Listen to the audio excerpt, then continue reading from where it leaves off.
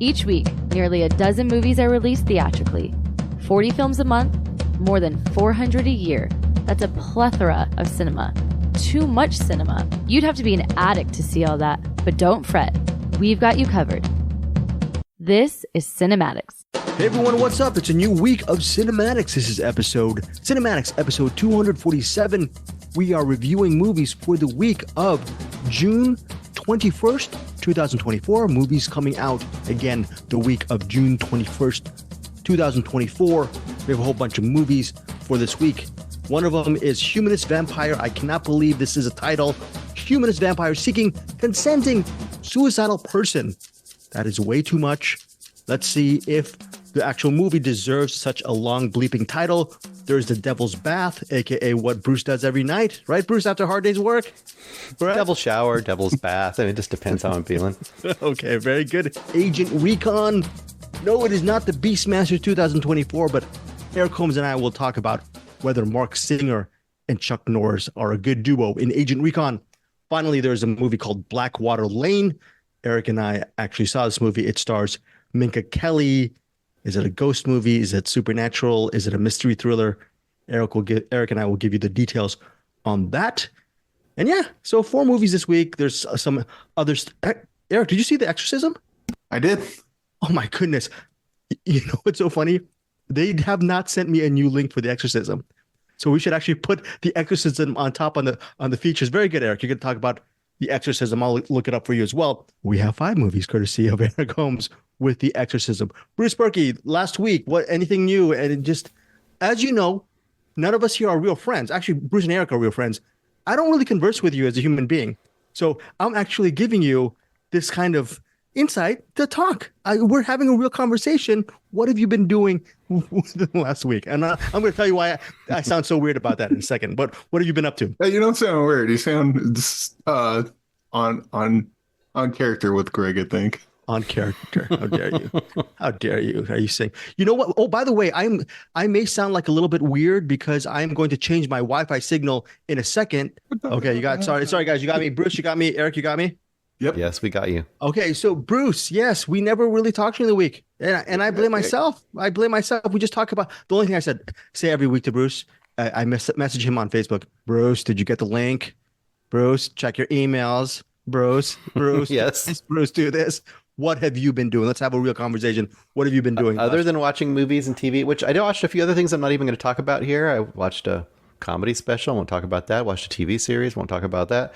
Watched an exploitation movie called I Drink Your Blood. I'm not going to talk about that. Yeah, been practicing driving with my youngest child, which has been now get to the second one driving soon. That'll be a thing. Wow. It's very hot down here. I don't know how hot it is over in your neck of the woods, but pretty hot as well. Yes, the 90s over here. So that's the South always in the summer. I remember my late father. He was so patient with my driving, and I was the one who was a nervous wreck. Bruce, when you're teaching your sons how to drive with this driver's training thing, are you a very patient and chill dad? I'm pretty patient at this point. We're still just doing parking lots and stuff. So once we get out onto the roads, that may change entirely, but we'll see. At this point, I'm staying patient and crossing my fingers that everything stays on the right track, but we will see. And speaking of staying on the right track, Eric Holmes, I've had the privilege of listening to a whole bunch of interviews that Eric Holmes has done within the last week. Here's the thing with Eric. By the way, folks, I've been doing this since 91, 33 years in.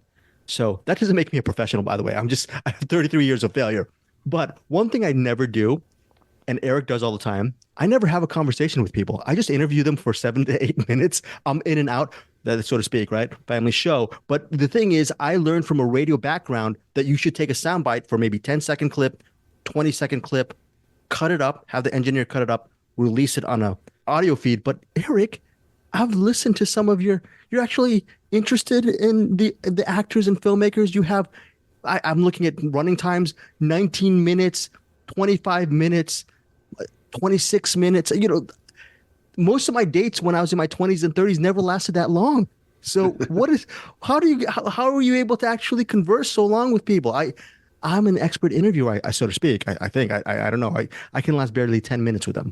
Is there a secret sauce to you just talking to them well?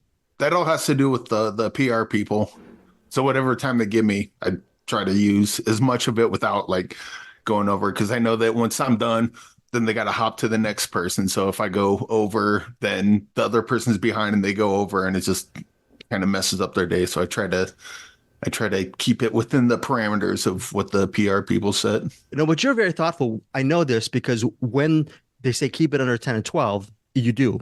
And you actually, better than me, you try to get out of that interview a little bit quicker to give them extra leeway, the PR people.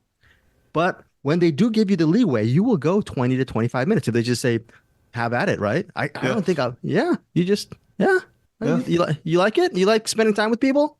I do. Well, like, so there's some people that's like if you're towards the end of the day, like you're one of the last few interviews, like it's pretty clear that the person just wants to get out of there. So the answers are real short or real stilted or whatever. And then, so in those situations, I'm like, let's just try to get through that. Nothing against them. It's the, when you're answering the same questions all day, then and they want to get out, and I get that. So we try to get out, but then other people are talkers. Like you'll ask a question and they'll just go on forever. And that's fine too.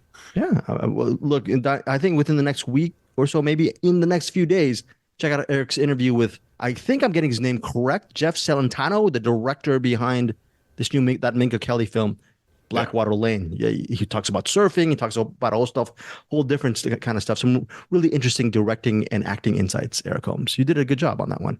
Thank you. Do you remember any of the other interviews that you wanted to do? Nikki Lee. That one was kind of floored me.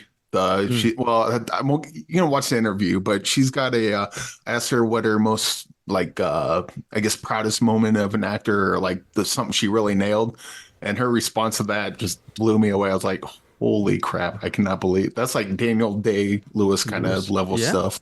She learned, Bruce, Nikki Lee, one of the stars of Agent Recon, she learned Turkish for this movie I cannot pronounce, because the movie, I think it's I Love You Too, but it's spelled in Turkish. And it's kind of spelled phonetically almost. Right. But she learned Turkish within a week and a half. Learned Turkish as much as she could. And Eric, I think we're assuming that she just spoke it phonetically. The rest, she's speaking Turkish throughout the movie. I thought that was weird. Right, Eric? I've never heard that before. That's just completely crazy. Yeah, that kind of commitment to acting, and it's like a commitment that doesn't take anything away from other people. Like sometimes, you got the method actors. It's like, oh, I'm playing a piece of crap person, so I'm going to be a piece of crap to my co-stars. It's not like that. It's I got to do this thing. I'm going to learn it the best I can, and then just run with it. Well, let's see if Nikki. That story was impressive.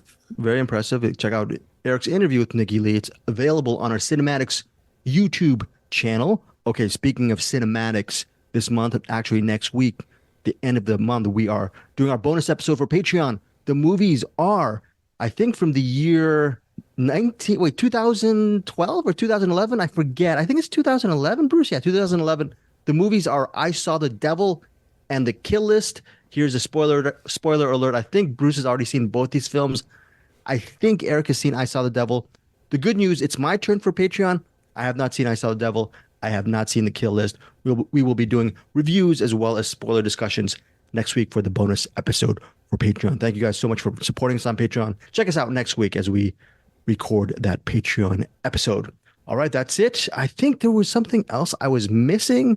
I'm trying to think. Bruce, Eric, am I missing anything that CinemAddictsPodcast.com, shower curtain? And no, we're not going to talk about that. Bruce, can you put a kibosh on what Eric's going to say? Let me steer this to Eric. I'm going to get to you in a second. Bruce, just your thoughts on John Hughes as a filmmaker, the 1980s. Oh no, I know where this is going. No. Don't, yeah. How dare you laugh? Yeah, you're laughing because you have good memories of John Hughes movies. They filled your cup. They're fine, as in beautiful, as in. Well, I mean, he was kind of like, I was punk rocker in that era, and he was kind of like suburban kid making movies in that era. So, but they were okay. They got to some real emotions and points, but they'll always let the a-hole win. I didn't like that so much. Ducky, The Breakfast Club. Everyone knows that Ducky was the best character in Pretty in Pretty Pink. Pink, yeah. Breakfast Club is fine. Some Kind of Wonderful. Ferris Bueller is terrible. Some Kind of Wonderful, never watched. Curly Sue. Curly Sue. Curly Yes, Sue, thank you, Eric. never watched. Thank you, Eric. Okay, but so you think John Hughes might be overloved, maybe from the '80s? You think so? No, I think he's fine. I mean, he's like mom and dad. He's like the guy or girl that you would bring home to mom and dad. Mom and dad would say, "He's such a nice young man." That's what his movies are. I think you kind of nailed it there. What about the Godfather trilogy, Bruce? You think those are nice movies, nice little cute movies? Are they cute? Are they cute to you? Cute? Are they cute? I don't know if anyone's ever called the Godfather movies cute. Are they overrated? I mean, What that do you think? Marlon Brando is a cherub. I think the overall sentiment, though, is the Godfather trilogy. Well, I don't know. Maybe the Godfather trilogy is they are masterpieces. Eric Holmes, what say you? Were you on someone's show recently to espouse the virtues of the Godfather trilogy? We're not going to mention crimes or of humanity withstanding, just the movie as the movie. What do you think? Overloved, overrated, the Godfather saga? I mean, I think John Brooks kind of nailed it on the recent episode of Middle Class Film Class. I agree with everything he said, and it was very refreshing to hear someone espouse opinions that I share, and is very not popular, certainly. Do you think the whole thing with the Godfather saga, why people love it so much, is it because of the member berries? You think it's sort of a group think that everyone says it's a classic, so kind of like Citizen Kane, oh, I'm going to have to say the Godfather saga is amazing too. Whereas some of the dissenters like you and the aforementioned John Brooks don't like it so much. You think there's too much people jumping into the pool and not giving their own opinions on the Godfather saga? I have no idea. I mean, people like it, people watch it, so I can't imagine someone would watch a movie they don't like over and over again. Yeah. So I don't think it's like I'm pretending to like the Godfather movies. Like, who would watch those if you don't have to? Yeah. You know what? I think the Godfather saga is good, but you know what I think it is? I don't think the Godfather saga would have the impact or exist if TV had been like it is now. Like, the Godfather saga would have just been a really great, like, high-level television series. On Max. Yeah, Max or whatever. Yeah. Well, back then it would have been Cinemax. Sure. Or a home box office. You know, I'm just thinking, like, because I think it kind of filled that spot. This kind of epic generational stories of crime and love and passion and despair and blah blah blah. And all that stuff is kind of filled now by these prestige ongoing TV series. And I don't think movies kind of fill that spot so much anymore. They don't need it. So Okay. I don't know. Yeah. Do you consider Godfather Saga a classic in your eyes, Bruce, or is it sort of? If I recall, it's a notch below for you, right? A little bit of. It's okay. I mean, I think of his movies, I would much prefer to watch Apocalypse Now and The Conversation, and then I would probably put like Rumblefish, and then I would put The Godfather Saga, and then after that, he's got not very much that's very good. The Rainmaker. Right. The Rainmaker is very good. Eric, top tier. There's the Rainmaker, then everything else. If you want to hear a more professional conversation, no disrespect to Bruce and Eric, because I'm the moderator of this. The moderator of Middle Class Film Class is one Peter Beta. Did you feel like you were in a professional space for once, joining the Middle Class Film Class crew, even though Tyler and Joseph weren't there? You were, I mean. Well, Tyler was there. I wasn't. I was just listening to it. You were Tyler. You embodied Tyler for that episode. I tried my best to do that. He's the AI version of Tyler. There you go. Okay. I got like 18 fingers on one hand and 3 on the other. Okay. If you want to hear more about the trio's respective love for AI, The Godfather, and John Hughes, Getting Pete, check out Middle Class Film Class. We love those guys. They are wonderful human beings. A person who's a wonderful human being, not a human being, but possibly a monster, a creature, a vampire. Yes. Humanist vampire seeking, consenting, suicidal person. That is the title of this new movie. I'm giving this movie 0 stars just for that title. I can't put it on our podcast descriptions. I might just put humanist vampire. It's a big to-do. It is a headache of a moniker. I don't know. Is this movie worth it? Let's see. It centers on this young vampire named Sasha, played by Sarah Monpetit, and she's fantastic in this. She is very sensitive. She does not want to kill people. She needs to kill people to drain their blood and to eat. She is a creature. She is not a human being. her family has been trying to tell her, you got to go out, you got to kill people, you have to actually bury the corpses because we're not going to do all of this stuff for you because she's spent her entire life drinking from blood bags. Okay. And one day she befriends a lonely guy named Paul, played by Felix Antoine Bernard. And he is a teenager who has suicidal tendencies.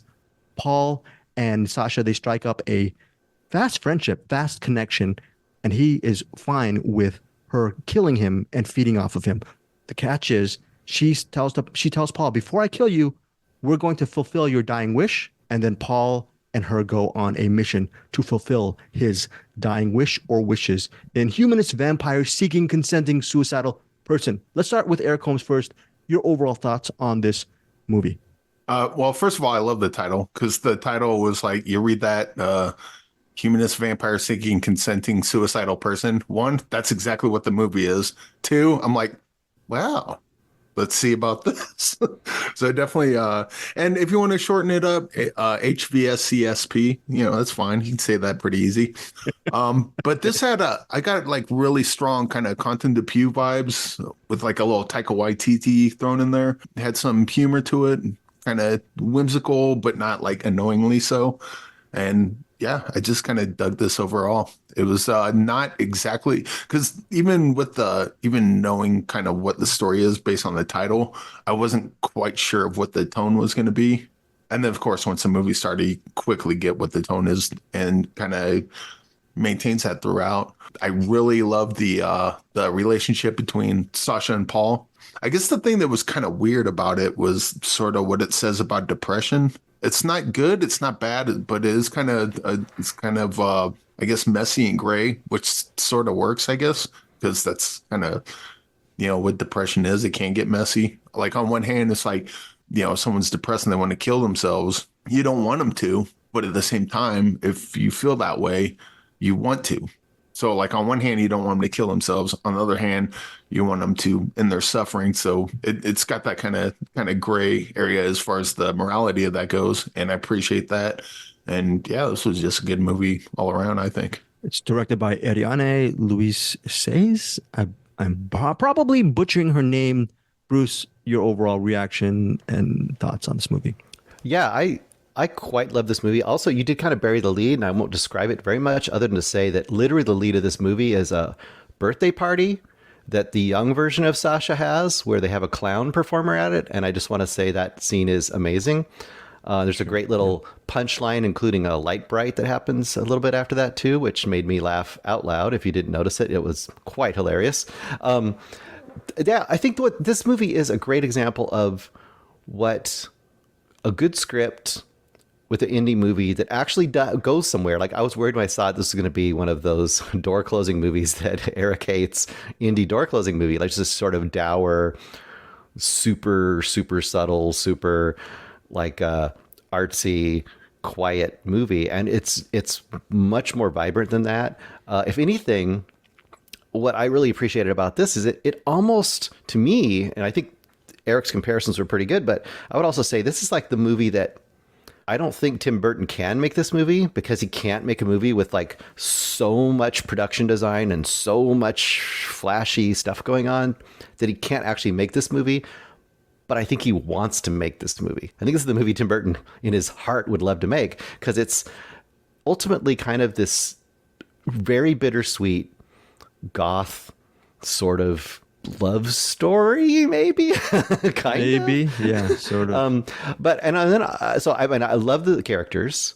I love the fact that there is so much of a larger world created around it. And these kind of movies where they're a small movie, but it makes you want to know more about the world. Like even the little bit of the world you live in, I loved the characters that I saw and how much I saw of them that I wanted to see more of them. So there, for example, her aunt, you get a little hint of what her aunt's all about. You love it. Someone kind of joins her aunt's life. I won't say how that happens. That character was great. I don't want to see a ton of terrible sequels to this movie, but it's the kind of movie that creates a rich enough world in the 90 whatever minutes this is. 90 minutes, I believe. Yeah. Yeah. That it invites that. And I think that's a great sign, once again, of well-written characters where they just trim all the fat away. They give you a basic story you can understand, characters you care about, and you follow it through. And it surprised me. I didn't know where it was going exactly. And even to the very end, I was like, how is this movie going to end? I know one way it could really end easily, but is it going to end that way? I'm not sure, So I love this movie quite a bit. Yeah, the ending was surprisingly resonant for me. I don't know about you guys, but it knocked me out in a good sense. So I enjoyed the ending. My fear for this while I was watching it was it would be too hip for its own good. And it wasn't. It straddled that line and it did it really well. Bruce mentioned subtlety. It straddled that line too, because it didn't become too much indie hipster-ish thing where it meandered. It was very focused. And I feel that there are very few, if any, flaws with Humanist Vampire, other than the title.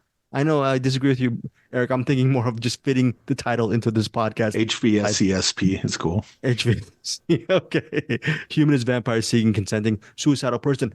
Here's a caveat, though. It's New York and LA this Friday, nationwide release on June 28th via Drafthouse Films. If you want to get on board early, because I'm predicting this, I don't know how Bruce and Eric feel, but this movie will be remade into an American film in a couple 2 to 3 years from now. You will see the American version on Prime Video, Netflix, or any other streaming service. Do you guys feel the same way? Because I think this is ripe for the remake. I mean, maybe it'll be Tim Burton. He'll do a bad version. Oh God, of this. I could see that happening. No, I think this is going to be beloved cult film for sure. Sure, absolutely. I could see, teenagers for years loving these characters. Yes, and Sarah Mon Petit, I have not seen any of her other stuff. I'm flagging her on IMDb. I will watch whatever she's in. She is a star in the making, if she's not already a star. All right, let's get to ratings. Eric Holmes, your rating on Humanist Vampire. I don't know. Okay, think about it. I kind of want to go 4.5, but also I want to go 5 because I'm trying to think of what a better version of this is, and I can't seem to think of what it would be. Okay, so I'm gonna stick with 4.5, but this could go up on a rewatch. I think 4.5 to grow. Bruce Purkey. In fact, it might even go up by the end of this podcast. Who knows? Okay, yeah, clue us in on that. That'd be very cool. Bruce, what about you? I'm 5, easy on this. I want to own it. I want to watch it again. I feel like this is one of those movies I can watch even pieces of it over and over again and just enjoy it. So yeah, easy. Okay, without giving too much away, I mentioned the third act. And I will mention third acts later in a review that I'm going to be doing in about 10, 15 minutes. The final moments of this movie really nailed it for me, and it took it up another notch where this is easy rewatchability. It was a perfect ending, and it really, I think Eric was talking about the themes of depression and loneliness, suicide, and all that stuff. I'm not saying everything got wrapped up in a nice little bow, but it's a very cleverly written, well done movie from the heart. Easy 5 stars for me as well. Or Humanist Vampire Seeking Consenting Suicidal Person. Again, New York, LA on June 21st and June 28th nationwide via Drafthouse Films. Now, next up, Eric and I will take a little bit of a siesta while Bruce takes out what is it? A fluffer, some sponges. Goes behind the cinematic shower curtain. Behind the shower curtain. I don't think that's what a fluffer is. I think you got that wrong, sir. Oh, I apologize. I was probably watching something else before the show, family show. But hey, if it keeps your interest, we'll send one in for you. That's it, right? That keeps one's interest. Very good. Bruce Purkey Family Show. The Devil's Bath. It's 1750 Austria, and that's all I know about this. I don't know, Bruce. You mentioned something, gave some clues about whether me or Eric will like it. I think Eric still has a link. I still have a link. We're going to cover it next week, me and Eric, because that's a nationwide release. Next week it's going to be on Shudder. But for this week, it's going to be at New York's IFC Center. Bruce Purkey has a skinny on The Devil's Bath. What is it about? And your review. So directed by Severin Fiala and Veronica Franz, who... you might know those names. They've kind of got a lot of indie buzz for previous movies they made. They made Goodnight Mommy, the original Goodnight Mommy, and not the superior one that you thought was done by what's her name? Naomi Watts. Yeah, Naomi Watts. I love that movie. The Lodge, that also. Neither of those movies worked for me very much at all. I had big problems with both movies, but both movies looked really interesting. They had really cool cinematography. Very, they're striking, I guess I would say. And this movie starts out in a similar way. So it takes place in 1750, and it tells you right at the beginning you're in Austria in 1750. The first little pre-title sequence, I'm going to tell you this because it's in the very first 2 minutes of the movie, and it kind of sets the scene, is you see a young mother. They're out in the, very, looks like poor, like just living in the land. She has a baby. She's out working in the, working in the fields or something.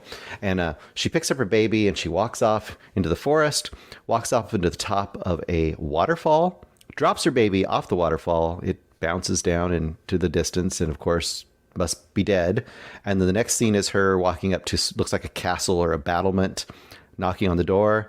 And they open the door and she says, "I have committed a crime." You see her beheaded.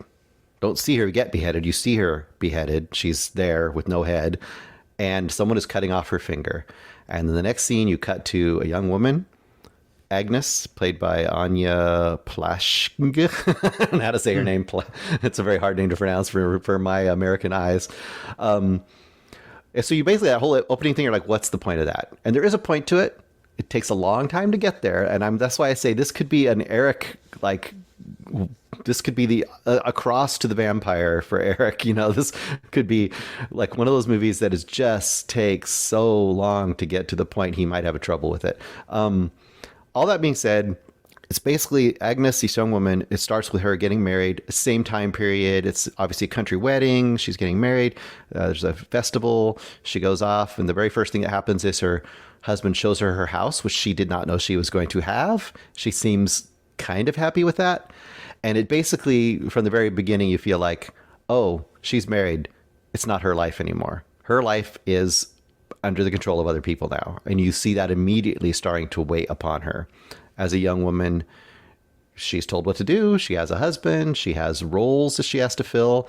And as of many people in that time period, that was probably a huge weight to bear and probably really hard for many women to cope with. And it probably caused lots and lots of mental/physical anguish. So the majority of this movie is her struggling with that. And it does it for a long time. And it just kind of shows you her life. And your enjoyment of this movie is going to depend a lot about how much you are invested in just watching her character kind of slowly degrade. But the good side of that is the performance is remarkable and committed and very, very, very good. And she carries this movie on her back. And though I don't love this movie, and though I wish it really would get to the point, when it gets to the point, and it does eventually, so once again, I'm pounding this nail hard for Eric, it eventually gets to this point. It does make it in a really interesting way. And it's telling a story about the past that you don't really hear about.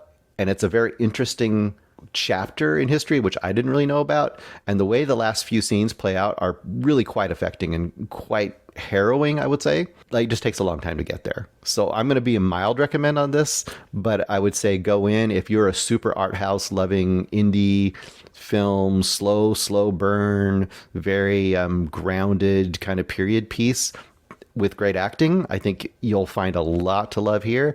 If you're a horror fan that wants something to kind of really get your heart racing, maybe not know so much for you. This might be a no for Eric. Eric, you will be absolved from watching The Devil's Bath. I'll always do a rewind next week. You don't have to watch this if you are too busy, by the way.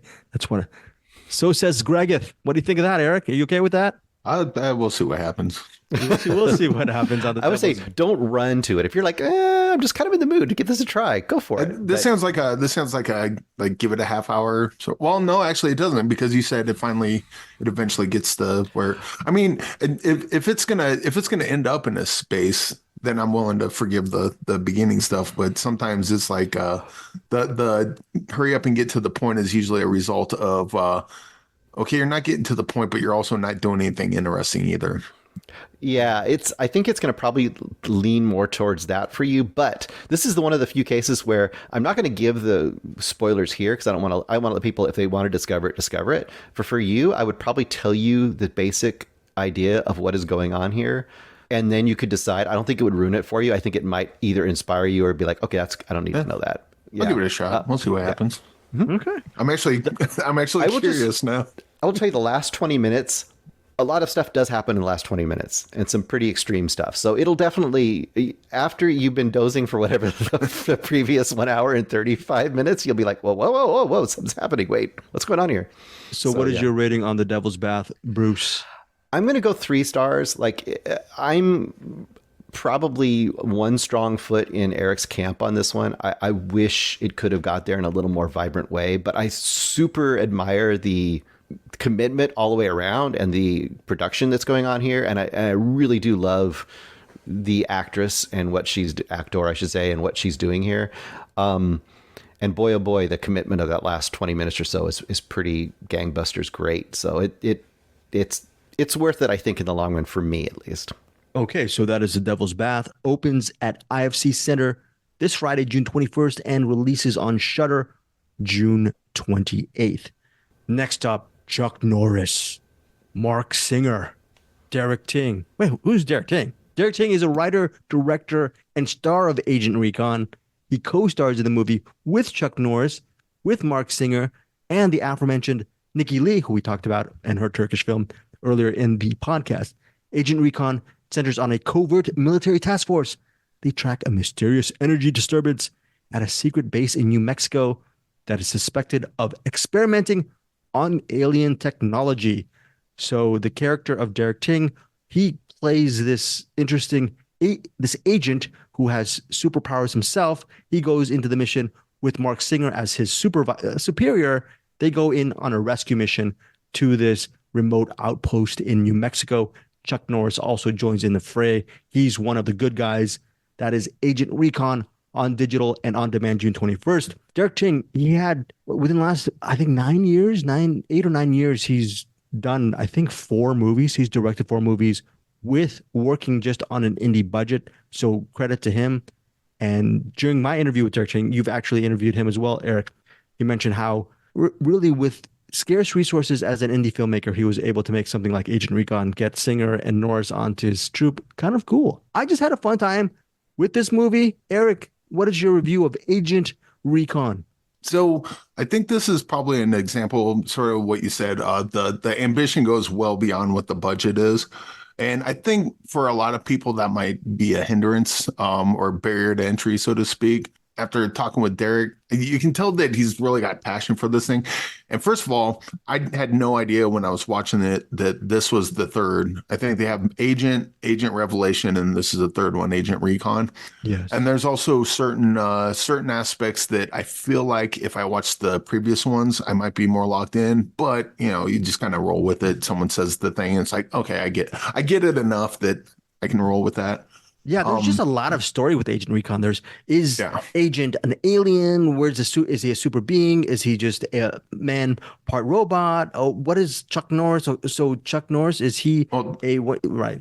Chuck Norris was weird because when he showed up, I'm like, man, is his acting wooden in this? And then he's like a robot or a AI person. So that's his character. Made sense. Yeah. Mark Singer was absolutely fantastic in this. I loved Mark Singer in this. I told you, Eric, you hadn't finished the movie by the time we started speaking on the message. I go, Eric, wait till you see the third act when Mark Singer does his big monologue. Yeah. How good was that, huh? Mark Singer was great in this from start to bit. Like early on, he's kind of like the grizzled war veteran, like, I've got, and it was pretty fun. And then, yeah, he just has like, Mark Singer's just like one of those actors that like just goes for it every time.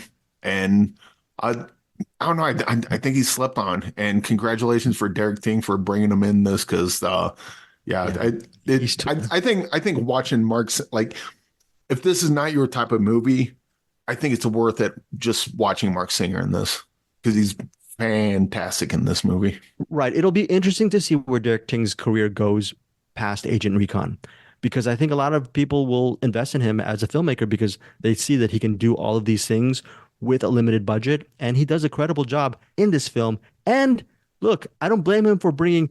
He mentioned he had Michael Dorn on for the last Agent, the previous Agent film, and now for this one he upped it up. No disrespect to Michael Dorn, but now you have two for the price of one. You have Chuck Norris and Mark Singer, and they do a great job. And for me, it was a member berry just to see Chuck Norris in action again. It was just fun, even though he is playing that wooden AI character. It's still fun to see him, and he has a really cool moment towards the third act of Agent Recon. And Derek Ting himself is. I'm interested to see the previous works to see how they measure up to Agent Recon, and I'm looking forward to seeing more of his movies. So, Eric, final thoughts and your rating on Agent Recon. Yeah, well, first of all, I want to see Derek Ting in more movies because I think he's kind of hindered in this a little bit because he's acting and directing. And sure. I think if you're trying to do action in the way his character is, I think you're better served as just an actor with a different director as opposed to directing yourself. That said, I think he's got a lot of potential as an action star, and as well as a director. Like, I would like to see what this movie looks like with like a like $50-100 million budget, like with that, that same enthusiasm that he has for this. But this kind of falls around 3-star banger territory. Because I think there's going to be people that just are not into this at all. But then there's going to be others like me that's like, oh yeah, this is pretty cool. And plus Mark Singer. Okay. And as far as Chuck Norris, I'm not that big of a Chuck Norris fan in general. But yeah. It was cool. It was cool seeing him in this regardless. Yeah, different courses for horses. Eric, your rating on Agent Recon? Yeah, I'll probably go 3-star banger on this. Yeah, 3-star banger for Eric Holmes. For me, it's so great how Eric actually three banger for Eric Holmes. Ding ding ding ding ding. It's so interesting how he actually talks about other people and he doesn't know if people will like it or not. I'm very selfish. I am biased. I have my own ratings. What did I give this movie? No, don't put 4 stars. I'm giving it 3.5 stars. Eric Holmes, right down the middle, solid actioner. Looking forward to seeing what more. Look, I hope Derek Ting actually directs a different movie with Mark Singer on board again. Let's just see more Mark Singer movies, please, because he really knocks Agent Recon out of the park. Movie is out on digital and on demand Friday, June 21st. Now, look, we're going to end with The Exorcism, but next up, Bruce Purkey is all about the Blackwater Lane with Minka Kelly, Dermot Mulroney, and Maggie Grace. Bruce Purkey, these are your type of movies. What did you think of Blackwater Lane? Give us your review. I didn't watch Blackwater Lane. What are you talking about? Oh, really? Oh, okay. Bruce is in his esoteric existential trip. He refuses to review Blackwater Lane. I picked a different color, and I got a week ahead of myself, so sorry. Okay, sorry. We're kidding, folks. Okay, so it stars Minka Kelly, Dermot Mulroney. By the way, I think Eric Holmes and I have seen 50 Dermot Mulroney films within the last, 6 months, Eric? Is that true? I mean, like, how many Dermot Mulroney? A couple of years. Because he was in the Blazing World. I think that was kind of the start of recent Dermot Mulroney movies, I think. What were you saying, Bruce? The Dermaticus. I can't. The Dermaticus. Okay, and I love Maggie Grace from Lost. I love Minka Kelly from Friday Night Lights.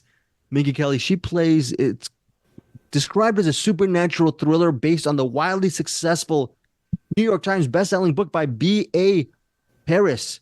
So Minka Kelly, she plays a woman named Cass. And what happens one night, she drives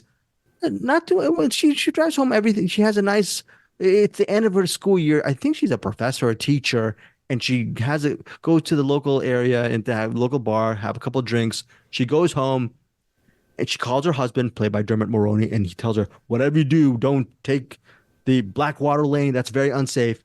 She still decides to take Blackwater Lane because that's a shortcut to their home. We're going to talk about their home in a second. It's very beautiful, and it's very state-like and mansion-like and Downton Abbey-like. We'll get to that in a second. So as she's on Blackwater Lane, she sees a car. First of all, a car almost tailgates her and passes her by, and then she sees, if I recall, a car on the side of the road, and she slows up to the car, and she sees a woman slumped over on the steering wheel. And as she's actually driving up close and she's next to that car, the scene cuts to the next day, and we see Minka Kelly just trying to figure out what happened the previous night. As the movie unfolds, you actually get to that event, that inciting event, several more times in the narrative. Dermot Mulroney, again, plays her husband. Her best friend is played by Maggie Grace. Again, you guys might know Maggie Grace from her work in Lost. So the key for Cass, played by Minka Kelly, is to figure out who murdered the woman. While she's doing that, she might be seeing things like ghost apparitions of her mother in the house. She also might be seeing a fox outside her mansion and birds who are dead. Just different kind of visions. When she's having a bath, she feels someone is pushing her down. There are different things that are happening to Cass. Who knows? She might be seeing things. She might have dementia. She might have some mental situations going on with her. Or is she actually seeing these things? Because again, this is deemed a supernatural thriller. That is Blackwater Lane. It runs 108 minutes. Eric Holmes, you had a really good talk with Jeff Celentano. Talk aside, how was the movie for you? I like this movie a lot. I'd kind of put this up there with Image of You, and much like Image of You, I think there's. I don't know what people think of this. I just thought it was really good. It had some supernatural elements, but then there's like, is it or is the character being gaslit? That's kind of what I was weighing as I was watching it, and the ending kind of rides the line of ridiculous, clever. I think it leans more towards clever, but different horses and courses and all that. Right. I don't know about you, Greg. I thought this movie looked fantastic. Like the cinematography, like there was like certain like wonders and moves. Like this thing was absolutely gorgeous to look at. Friggin' house. It's not a house. It's literally a historical. I don't even know what is it called? A manor? It's just so big, and it's out there in the middle of sort of nowhere. It looks like something from a period drama. It's a gorgeous looking location, and the surrounding area. I think it's set in England, right, Eric? So it's just a beautiful looking movie. Period. So. Yeah. I don't know what more to say about like plot wise, probably the less the better. But this is also like much like Image of You. Like after I watched this, I haven't got to the book yet, but this is definitely one I want to read the book and then kind of go back and watch the movie again and kind of compare and contrast the two, see what they kept, see what they changed, that sort of thing. But yeah, this is another banger from the Dermot Mulroney Renaissance. And look, I really liked everything about this movie. I do have a couple of nitpicks though. Okay, it's 108 minutes. I feel it could have been 90 to 95 minutes. There's just a lot of stuff that is thrown into this potboiler thriller, which is, I know that's part of the genre, but yeah, I think I'm not going to say it wore out its welcome, but that's a lot of minutes. I just wish it was cut down a little bit more. The final act was fine. It was fine with me, but I just really loved all of that lead up to figure out, is Cass seeing these things? Is Cass being gaslit? Is it a supernatural occurrence? I really love the mystery behind Blackwater Lane. And that's why, for most part, I definitely recommend Blackwater Lane. Eric, your rating on Blackwater Lane and your final thoughts. I think I will go 3.5, but again, this could probably go up to a 4 on a rewatch, I think. Yeah. Blackwater Lane for me, 3.5, right down the middle, solid thriller, worth watching. I don't know, Eric, you might agree with me on this. For me, I'm in the bag when it comes to mystery thrillers, supernatural mystery thrillers like this. So I'm gonna have my mom watch this later on tonight. So I would say if you watched Image of You and that was like one of your movies, definitely check this out. And maybe vice versa. Like if you haven't seen Image of You and you watch this and you dig this one, maybe double. I think they would just make good double features just in general. Okay, so actually the biggest movie that's coming out is not any of the movies that we covered this week. I've had the screener for The Exorcism starring Russell Crowe for about 2 weeks. I waited till last minute to get it, to actually watch it. My link expired. The good news is Eric Holmes had a new link, and I have no idea, but Eric, you got The Exorcism under the gun. Thank you for that. Russell Crowe, what is this movie about, and your overall rating thoughts on The Exorcism? Thank you. So this is basically, I don't know if you've seen Inland Empire, but it's kind of similar to that. Russell Crowe's a star of this Exorcism movie that they're making, with Adam Goldberg as the director, and they're shooting this movie, and a lot of the movie that they're shooting kind of it's a art imitates life sort of thing. And while they're shooting the movie, Russell Crowe is kind of what's too much? I guess strange things on set start happening. And well, it's called The Exorcism, so he starts seeing things and things start happening to him. And then it becomes one of those what's in his head, what's in real life, and then it comes to a head at the end. I think Inland Empire does this better just because the premise is so bonkers and David Lynch leans into bonkers. And just in general, the kind of style of this movie isn't my cup of tea because it definitely has like a Conjuring, Insidious kind of vibe to it that I don't usually like. That said, by the time we got to the third act, I was really getting into this a lot more than I was the rest of the movie. I can say my score's not going to be that high, but I think this might be a orphan first kill situation where even though I'm not in love with it, I think a lot of people are going to be, and much more so than I am. Okay, so it's directed by Joshua John Miller. Do you know what the relation is? I do. Let's see. He was in Near Dark. He was in He was okay. His late father is Class Jason of Miller. 99. No, his late but Joshua John Miller's late father is Jason Miller. Joshua John Miller's half sibling, his half brother, is Jason Patrick. His late father Jason Miller was one of the priests in The Exorcist. Okay, Jason Miller. Yeah, that makes sense. And he was also a celebrated playwright. He wrote that championship season, et cetera, et cetera. Anyways, go ahead, Eric. Yeah. Should also point out Sam Worthington pops up in this. Adam Goldberg is the a-hole director. I hope Joshua John Miller isn't like that in real life. Otherwise, I'd feel bad about recommending this, but I'm guessing it's his character. It's fine. Bruce, do you feel better? Do you feel better that it's not really an exorcist film? Exorcism film? It's not. It isn't, right? Bruce, is it different from? I mean, Eric, is it different from? It is, but it's couched in we're making a movie and weird things are happening, and then it goes into that. It's not it's not a remake of The Exorcist. We'll put it that way. Bruce, knowing that little twist, would you have given, if you had more time during the week, would you have given The Exorcism a shot, maybe? I had heard the twist, and I'd also heard some other things about it, and no. Wait, what's the twist? The twist. So like you said, how it's just like a film within a film and all that stuff. I it's like this unofficial commentary on the making of The Exorcist by the son of somebody who was involved in The Exorcist, and it's kind of a pseudo version of Recon. Okay. Not exactly. And then it just wants to become an Exorcist movie at some point. It's more we're making a cursed film. So the movie that they're shooting within the movie could be anything. It just so happens to be an exorcism type movie.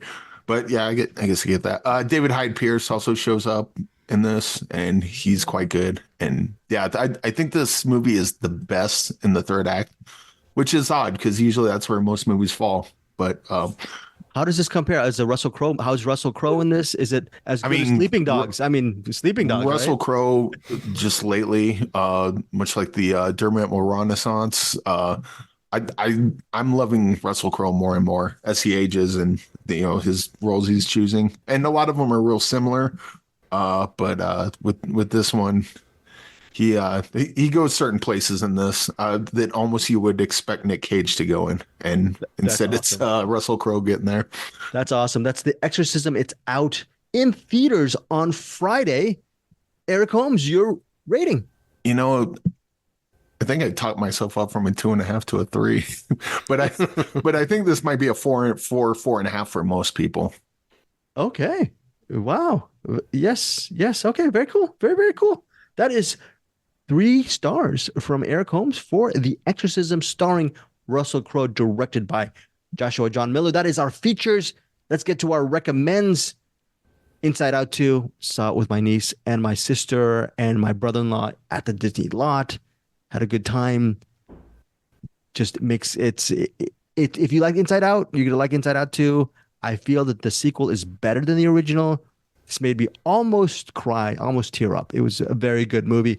If you don't have a niece, if you don't have a kid, but if you like animation, go. This is one of those movies that you do not need to have a kid or a kid as a friend or a relative to take as an excuse. It's actually a top tier animation film. My rating is 4.5 stars for Inside Out. Definitely please see this movie. A movie we'll be covering next week. Bruce Purkey wants to give a little mini preview this week because this movie is coming out, I think, in either New York or LA this week. I'll get to it in a second. Bruce, what do you want to say? Yeah, I won't give really a review of it per se, other than it's going to be really interesting to talk about. Green Border. I'll give you the basic idea of Green Border. First of all, directed by Agnieszka Holland. I don't know how to say her name exactly. Agnieszka Holland, yeah. Yeah. Who has been making movies for, 35, 40 years? Right. I'm thinking like Europa. That has to be like either late 80s or early 90s, Bruce. So yes. Yeah, it's been a while. And she tends to make movies that are about, a lot of times about like Nazi stuff and the Holocaust and all kinds of things that are like, injustice to man. And this is a little bit more around the immigrant experience, which Io Capitano earlier this year for us was a huge hit. I'll just say this is a little different version of it. I'll just give you the basic concept, which is kind of interesting. And that is you've got the border of Belarus and Poland, and you have immigrants trying to come up through Belarus, go across Poland, and go to other places a lot of times. The problem is Belarus will, quote, kind of invite the immigrants in there, only to throw them over the border, and essentially shove them over the border into Poland, who doesn't want them, and it's almost a political act. And then the Polish will essentially throw them back over the border. And you essentially have this inhumane tennis match of sorts with people in the middle of it, where they're basically just getting pushed back and forth across the border. And in between that, they're getting, of course, treated horribly. And usually these are immigrants coming from, Syria or Afghanistan or Africa. In some ways, kind of the next chapter after Io Capitano. What this movie does, it's really, really interesting. And I'll just get that, and then I'll get out of here. Other than say, I do recommend it. I won't give my final rating until we actually talk about it next week. But this movie is really interesting in that it shows you, in one point, a very focused view of a group of immigrants in this journey. At another point, it kind of focuses on one of the border guards and what their expectations are on the Polish side. And then another point, it kind of takes the point of view of activists. And it kind of goes to each of those, and then it goes back and forth between them. So some people will be put off by the structure. Some people will be drawn in by the structure. And this movie, like many of her works, Holland's works, is highly political. It's highly activist in its own self, to the point that I think the president of Poland actually denounced it as propaganda and akin to Nazi propaganda. And I don't think they even allowed it to be considered for last year's Oscar for Polish films. So put that in the back of your mind. It's interesting to see a movie that's so overtly about something. You know what I mean? Like, it's not just going to beat around the bush. This movie is saying something in what it's doing, and it's doing it in a pretty bold way. So runs at 152 minutes. Was that a slog for you, Bruce, or was it? It wasn't, because there's so many points of view. So I think that you spend like the first probably 90 minutes, you have like about 30 minutes, 25, 30 minutes with each point of view. You get invested in those point of views, and then it starts interweaving those points of view. Even a little before that it does, but it starts interweaving those points of view to the point where you're like, oh my gosh, I want to know what happened over there. What happened to those people I saw earlier? So I think it's really well done. I think it's pretty masterful, actually. Oh, masterful stuff. Okay, what is your rating on I'm not going to rate it until next week. No rating until next week. Okay. Do you want me to rate it? I can. I'm not... Forum. Yeah, because look here. Okay, my apologies, Bruce, because here, Friday, New York. It's at New York's Film Forum, June 21st. Next week, it's going to be when Eric and I see it. It's going to be at Los Angeles at the Lamley Royal. Okay. So, for all intents and purposes, New York Film Forum, your final thought and rating on Green Border. This might go up. I'm going to say 4.5 at this point. It might go to 5 the more I sit with it. I've just finished it three hours ago or so. There are some stuff in here that will hit you pretty hard. I think this is a pretty great movie. And it like I said, some people I think we're going to complain that it meanders, but I don't think it meanders. I think it just gives you a very rich view. It's different than Io Capitano, where you are focused on those people and you're following them from beginning to end, which has its own great purpose. This is different than that. It's like this is a whole issue from lots of different sides, and I think that is its own kind of richness. So yeah, I'll go 4.5 at this point, maybe 5 later. Okay, very, very good. Well, we'll see next week how you feel, Bruce, when Eric and I review. At least one of us is going to review or do a rewind on Green Border, because that'll be in LA next week. New York again at the Film Forum this Friday, June 21st. One last thing about the Green Border. It is the winner of the special jury prize at the 2023 Venice Film Festival. I guess according to Bruce's review, deservedly so. And it's the audience award winner at the 2024 International Film Festival, Rotterdam. So a lot of awards for Green Border. Yes, Eric Holmes, you have something in your yes. I just realized I forgot a movie that's coming out Friday that I did see. It's called Thelma with June Squibb. You saw that? I did. There was so much going on. I was thinking it was last week, and then I looked it up, and I'm like, oh crap, that's coming out Friday. But we can talk about it more next week. Yeah. But, what's your final thoughts and rating, Eric, on Thelma? It's sold as a John Wick with June Squibb. Is not that at all. The story's completely different. I'm just kind of taken back by it, so maybe I shouldn't. I would say just watch it. It's incredibly sweet. The characters are really sweet with each other, and it's it turned on my heart light a little bit more than I was expecting. Probably 4 stars, and yeah, check it out. Okay. Sorry, I'm giving this movie short shrift. I literally thought this was for next week. No worries. Okay, so that is Thelma, and that's it. Final thoughts. This is episode 247. We're done. We covered so many movies. Oh, we are not done. We are far from being done, sir. I keep forgetting this. You just don't care about our listeners, do you? I keep forgetting. Okay, let's go now. Are we doing What's in the Box? Oh no, we're doing a Patreon pick. Patreon pick for fake Patreon. Someone you just never remember. You can never remember this person. Is he even a Patreon member? I'm sure. Fake Patreon member Ken Cunningham, who's been a Patreon member for years. I call him a fake Patreon. I'm sorry, Ken Cunningham. You are a very treasured person in our CinemAddicts Facebook group, as well as our Patreon. Ken's pick this week, Ken Cunningham's pick, is Margin Call. Eric has seen this a million times. Bruce and I've seen this before as well. I'll just put my 6.9 star in there now. 6.9 stars. for I'm not even going to bury the lead.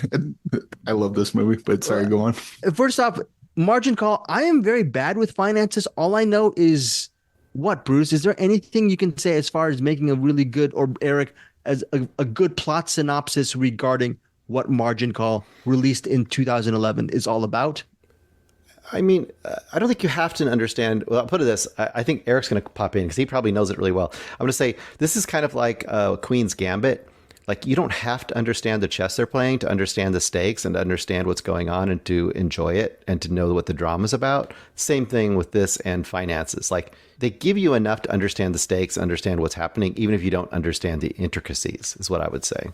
Right. So essentially what this is, I don't even know if they gave a name in Margin Call, but there is an investment bank group of traders, and this company or this institution, they are very influential.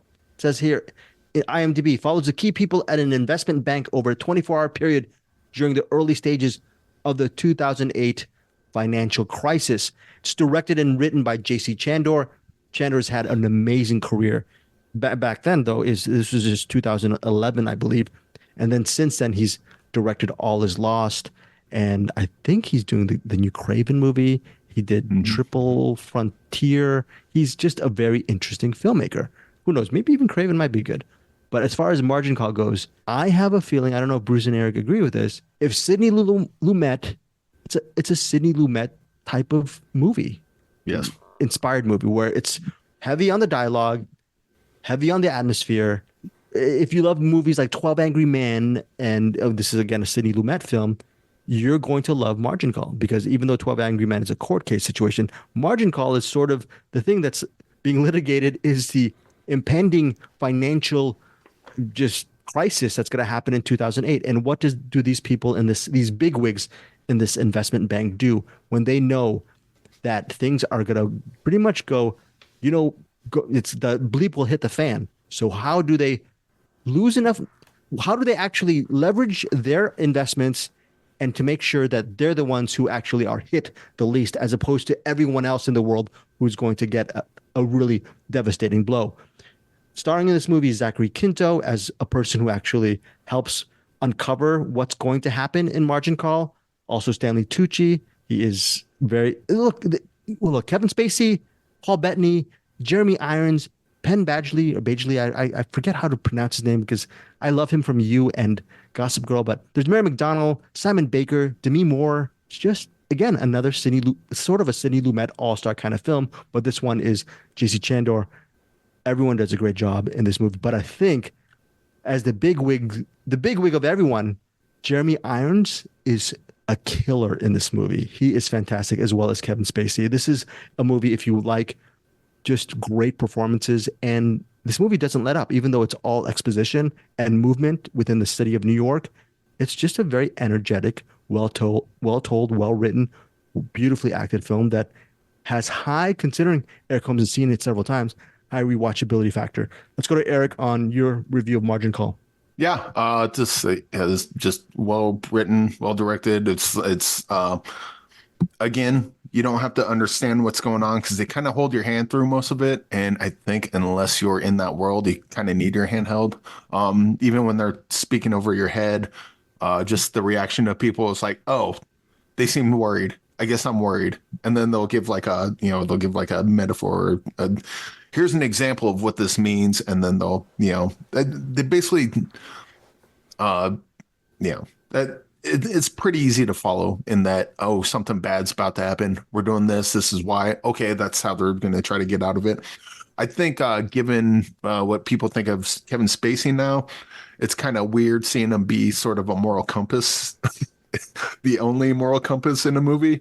But I will co-sign Jeremy Irons is just like, he's just a shark in this, isn't he? Like the big wig that's like, hey, we're gonna do this thing. It's like Kevin Spacey coming back. It's like you realize that this is incredibly irresponsible and wrong, and I just love the way all the characters interact and the situation and how they decide to go about it.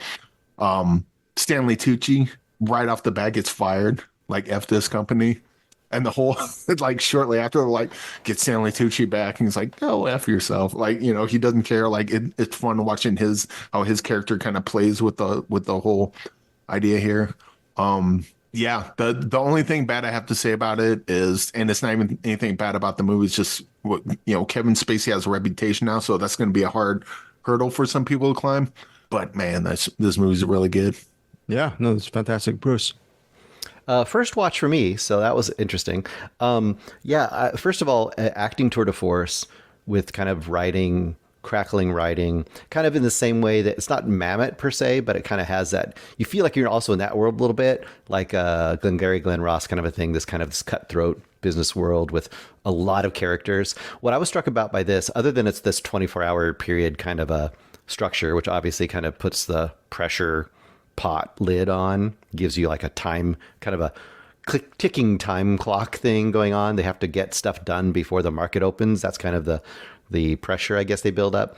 The other thing that kind of struck me about this was the structure of this is kind of like, lowest person on the totem pole notices something. The S is about to hit the fan. Takes it to the next person up. Then there's a whole interaction and like craziness between them. And then that person has to take it to the next person up. So you're basically working your way up this ladder all the way through the movie. And as you do that, each time you do it, you see the scary boss from the previous level all of a sudden not being the scary boss, and now they're the peon in that little structure, and it keeps doing that.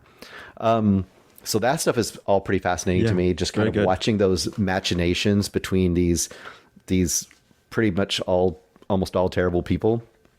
I think all terrible people. I think you could argue that Kevin Spacey has sold his soul too. He just talks a little bit louder. Yeah, but I mean, that what does that say? That he's still the moral compass of this? Yeah, that's exactly true. I think the only drawback, the only thing that keeps it for me, and this is as a one-time watch, so give me the benefit there. I might watch it again and be like even further like positive on it. I am positive on it for sure. The only thing that kind of draws it back to me a little bit is this is a little bit of a Titanic movie in that we know what happened.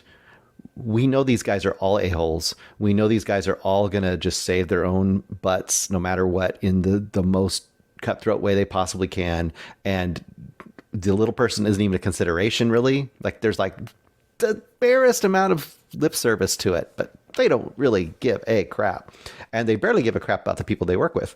Only if the people they work with matter to them. Like, and that's the Stanley Tucci character, of course. So I think to me, there's a level of stakes that kind of doesn't exist here with these characters. Now, in the world, it exists. What they're doing matters immensely, but the world isn't what we watch. Like that is the implied threat.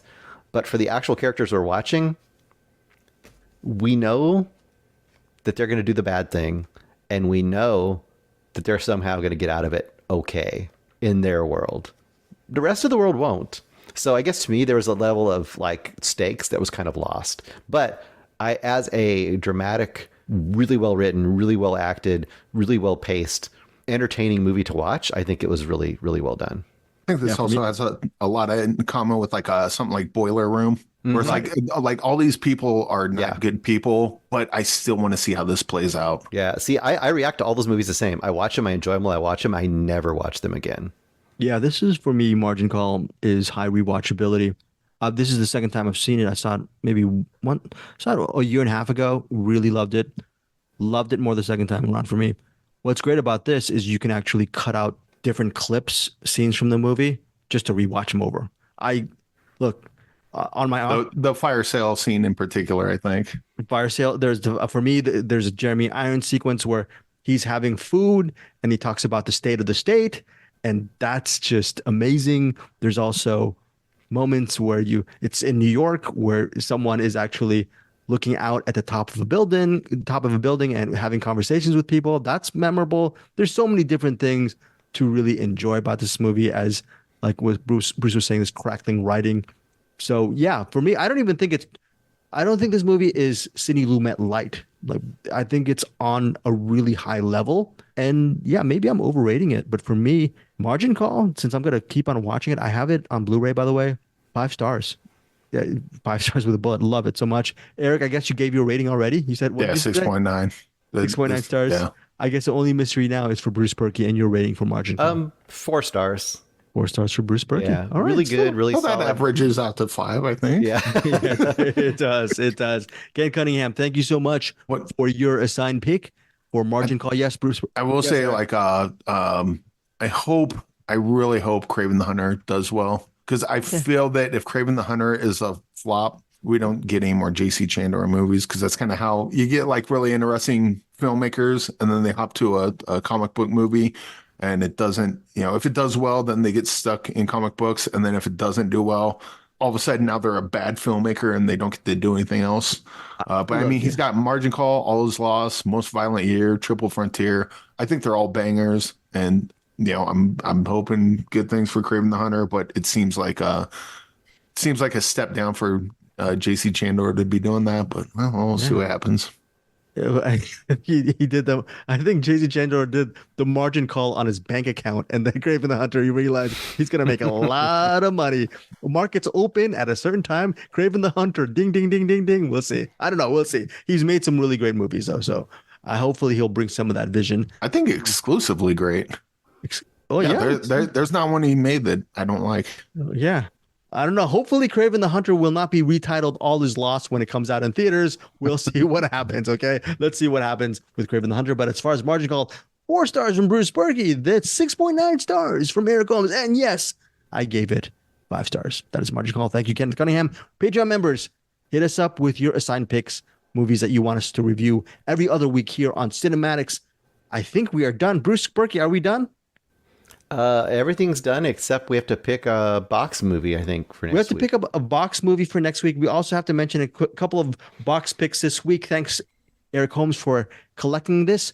Here are the additions to Bruce Purkey's What's in the Box. What Dreams May Come from Nikki Lee from Agent Recon. The Beastmaster from Derek Ting. Silent Rage from Derek Ting. Yojimbo from Mark Singer, from Agent Recon.